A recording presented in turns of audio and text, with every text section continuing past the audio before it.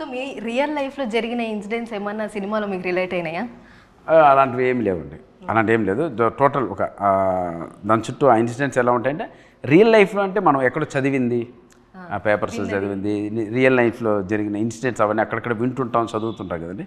వాటిని కూడా ఫన్గానే చెప్పాం. అది కూడా ఫన్గానే చెప్పాం. అదే ఈ సినిమాకి ప్లస్. అంటే ఎక్కడ ఎవరిని డిస్టర్బ్ చేయలే, నవ్వుకోండి వెళ్ళిపోండి అంతే. ఓకే. సో పెళ్ళిగాని ప్రసాద్ అనే టైటిల్ మన అంటే ఆ టైటిల్ వినగానే మనకు గుర్తొచ్చేది వెంకటేష్ గారే. సో వెంకటేష్ గారికి ఏమైనా తెలుసా ఈ మూవీ గురించి? 100% అండి. నేను సంక్రాంతికి వస్తున్న క్యారెక్టర్ చేయాల్సింది. అప్పుడు మున్నార్కి వెళ్ళినప్పుడు చెప్పాను వెంకటేష్ గారికి, సార్ ఇలా చేస్తున్నాను సార్. ఓ ఓకే మామ, ఆల్ ద బెస్ట్ అని చెప్పారు. అంటే వెంకటేష్ గారి కెరీర్లోనే ఒక ఐకానిక్ క్యారెక్టర్ అది. మనకు మీరు అన్నట్లు ఇంకా ఎప్పటికీ మర్చిపోలేని క్యారెక్టర్.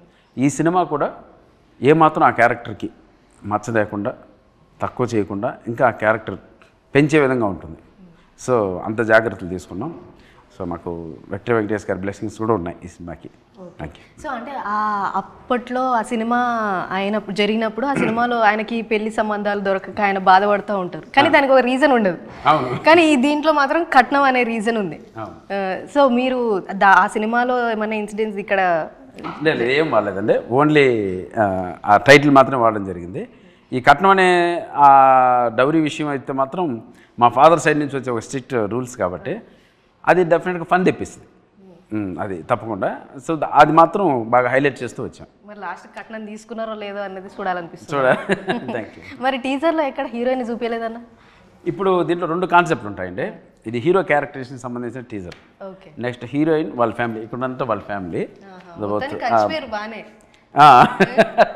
చూడండి, ఆ ఎక్స్ప్రెషన్ పెట్టే చెప్పచ్చు వాళ్ళు ఎంత దండుబాలి ఫ్యామిలీ అని. సో కాబట్టి వాళ్ళకి సంబంధించింది ఒక టీజర్ వదులుతాం. ఒప్పుకుర్రని వాళ్ళతో కూర్చురా తిన్నీకి ఏదో మొత్తాన్ని చేశారు, నన్ను అలా ఇక్కడ తీసుకొచ్చి కూర్చోబెట్టారు. అదైతే వాళ్ళు చేసిన పనే.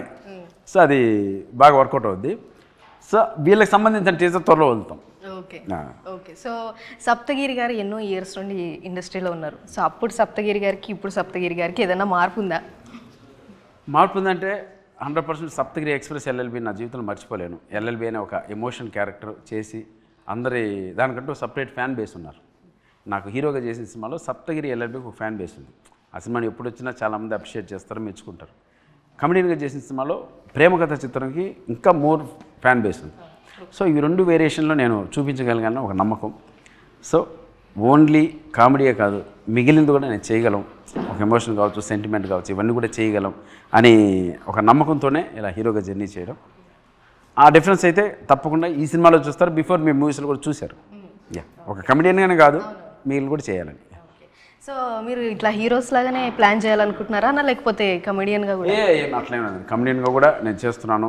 రాజసాబ్ చేస్తున్నాను, కన్నప్ప చేస్తున్నాను, రీసెంట్గా కూడా 2 సినిమాలు యాక్షన్